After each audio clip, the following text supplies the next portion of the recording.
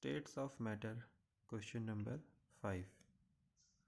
तो इस क्वेश्चन में क्या बोल रहा है वो, pressure of 1 gram of an ideal gas at ideal gas A.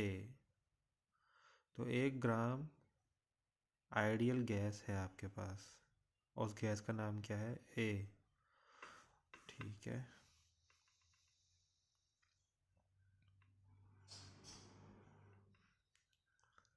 Suppose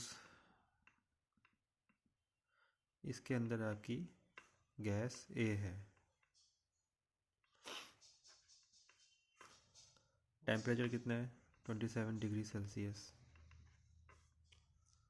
और प्रेशर कितना है, 2 बार। और 1 ग्राम इसका मास है।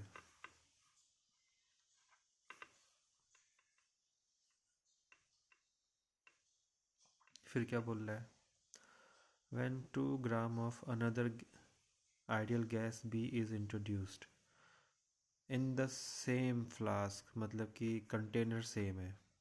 सेम कंटेनर में आपने कोई दूसरी गैस B इंट्रोड्यूस कर दी है, तो कंटेनर का साइज़ जितना था उतना ही रहेगा, ना घटेगा ना बढ़ेगा, क्योंकि कंटेनर तो सेम है। लेकिन अब इसके अंदर एक नहीं, इसके अंदर दो दो गैस है, A प्लस B।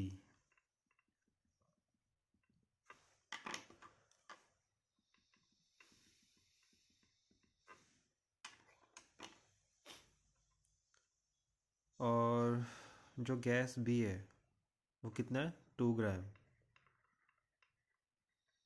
2 ग्राम के बराबर है। टेम्परेचर सेम है, गैस बी का टेम्परेचर भी सेम है, तो द प्रेशर बिकम्स 3 बार। तो ये पाया गया कि जब इसी कंटेनर सेम है, लेकिन जब आप दूसरी गैस बी इंट्रोड्यूस कर देते हो जो 2 ग्राम के बराबर है, तो ओवरऑल प्रेशर जो हो जाता है वो कितना हो जाता है, 3 बार के बराबर। तो पहले 2 बार था और 2 बार से कितना हो गया, 3 बार। तो find a relationship between their molecular masses. तो इस गैस का कुछ ना कुछ मॉलिक्यूलर मास होगा ए का, तो सपोज उसको मैं बोल देता हूँ एम ए। और जो बी है उसका भी कुछ ना कुछ मॉलिक्यूलर मास होगा, तो इसको मैं बोल देता हूँ capital M small B, capital M और सफिक्स में बी। तो ये हो गया एम बी आपका molecular mass of B, gas B. तो मुझे एम ए और एम बी के बीच में क्या निकालना है, रिलेशनशिप निकालना है। इसका मतलब ये है कि मुझे कोई ऐसी इक्वेशन क्रिएट करनी है जिसमें एम ए भी मौजूद हो और एम बी भी मौजूद हो, ये मतलब है। ठीक है, चलो करते हैं फिर। तो देखो भाई, जब गैस ए थी तो प्रेशर कितना था, 2 बार। अब जैसे ही गैस बी आई तो प्रेशर कितना हो गया, 1 बार। तो इंक्रीमेंट कितने का हुआ, +1 का हुआ ना। तो गैस ए का जो प्रेशर था 2 बार, उसमें कुछ फ़र्क नहीं पड़ेगा। गैस ए का जो इंडिविजुअल गैस ए का प्रेशर है वो अभी भी 2 बार होगा।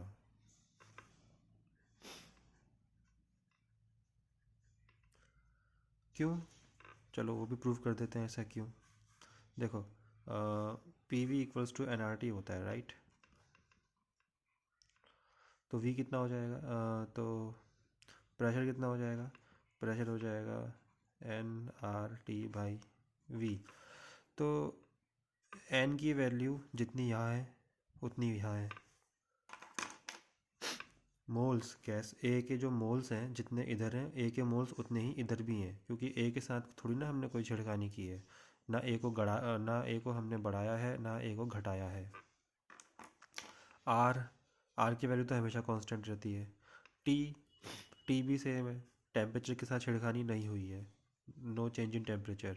इधर भी टेम्परेचर 27 डिग्री सेल्सियस है, इधर भी टेम्परेचर 27 डिग्री सेल्सियस है अकॉर्डिंग टू क्वेश्चन।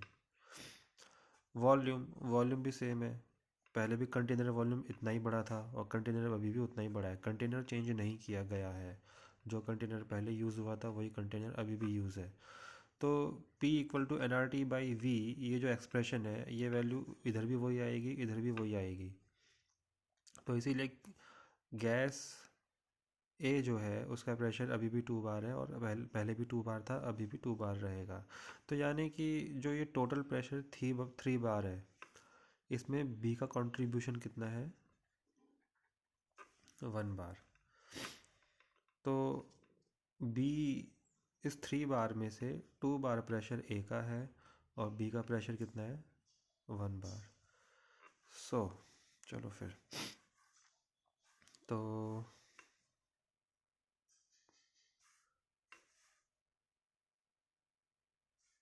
इसको हम ऐसे करके लिख लेते हैं।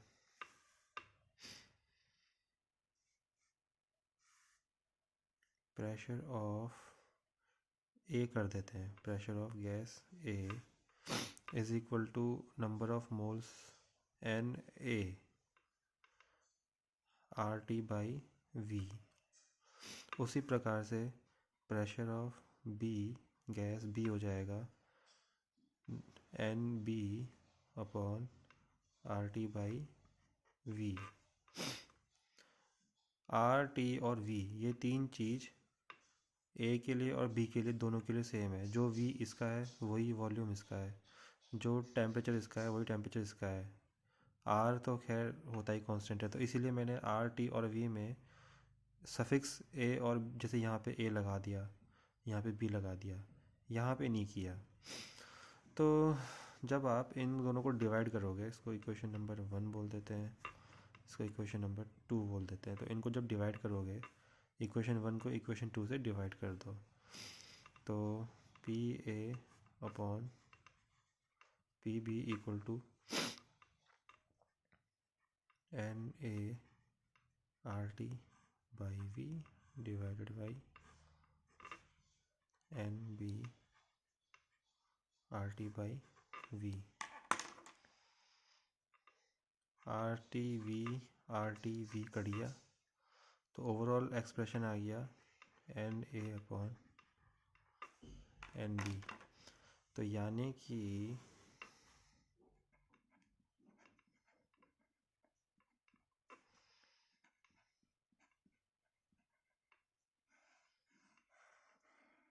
इस कंटेनर में गैस ए का प्रेशर और गैस बी का जो प्रेशर का जो रेशियो है वो बराबर है ए और बी के मोल्स के रेशियो जितना।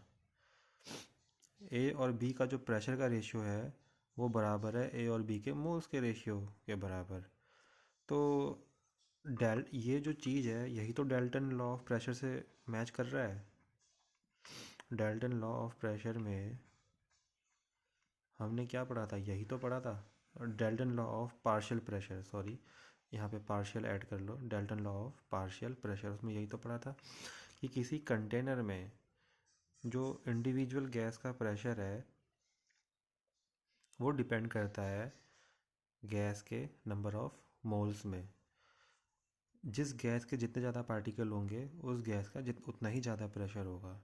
जिस गैस के जितने कम पार्टिकल होंगे उस गैस का उतना ही कम प्रेशर होगा। तो P A upon P B is equal to N A upon N B, right. तो पी और पी बी हमको पता है। पी ए कितना है? पी ए है आपका 2 बार, और पी बी कितना है? 1। और number of moles of A को मैं कैसे लिख सकता हूँ? Mass of A upon molecular mass of, molar mass of A, या फिर मॉलिक्यूलर मास भी बोल सकते हो, divided by mass of B upon molar mass of B, और मॉलिक्यूलर मास ऑफ बी भी कह सकते हो आप। तो ये कितना हो जाएगा? मास ऑफ ए हमको पता है, ए का वज़न कितना है, ए का मास कितना है? 1 ग्राम। तो या 1 upon M A divided by mass of B, B का वज़न कितना है? ये रहा 2 ग्राम।